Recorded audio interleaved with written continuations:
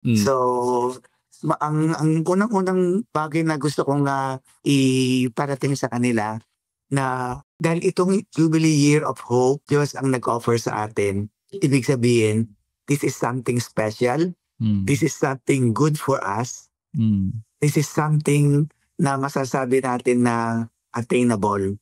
Hindi naman ibibigay ng Panginoon sa atin ito, i-offer kung hindi ito pwedeng ma-attain. Pero itong Year of Jubilee of Hope, ito yung time na we have to pay attention sa ating mga weaknesses.